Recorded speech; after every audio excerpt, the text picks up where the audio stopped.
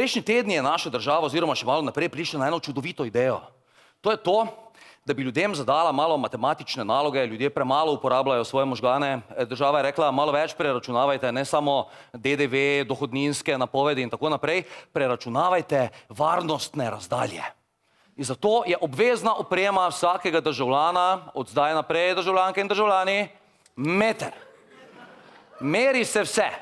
Varnostna razdalja do stojala, varnostna razdalja do mikrofona, varnostna razdalja do prsta od kitarista, varnostna razdalja od noge do vratu, varnostne razdalje se menijo in to se preračunava 4-krat vsako sekundo, ker državljani nimamo boljšega dela in drugega in še moramo to zraven delati. Najbrž veste, da ta izračun ni težek, ne? Ste že kaj računali varnostno razdaljo? Ali to samo po občutku? Po občutku, samo zdaj pa treba računati. Država je egzaktna. DDV se zračuna, varnostna razdalja se zračuna. In računa se po naslednjem ključu. Državljanke in državljani, doma, umirite se, odložite mobilne telefone, odložite kalkulatorje, računamo na pamet in med vožnjo, prosim. Predstavljajte si, da peljete avto in zdaj ne veš čisto točno na nadvozu, ne?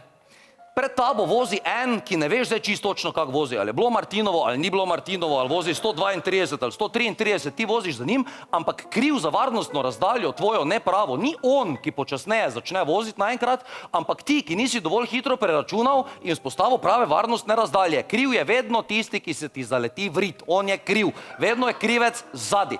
In zdaj se to računa. Med vožnjo se da to zračunati, državljanke in državljani. Res je preprost izračun, prosim, poglejte si ga. Jaz sem ga lepo napisal. R1, vsi vemo, kaj to pomeni, ne? Je R2, vsi vemo, kaj to pomeni, plus T R2 V plus na črtici, to veš, to so bili najtežji računi matematični, med vožnjo je to težko računati, A1 minus A2 v oklepaju, ulomljenost 2A1 A2 krat V na kvadrat je.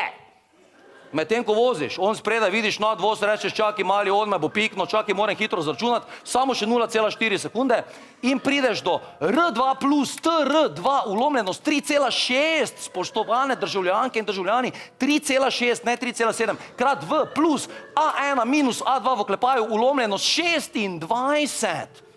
A1, A2 krat V na kvadrat in dobiš varnostno razdaljo.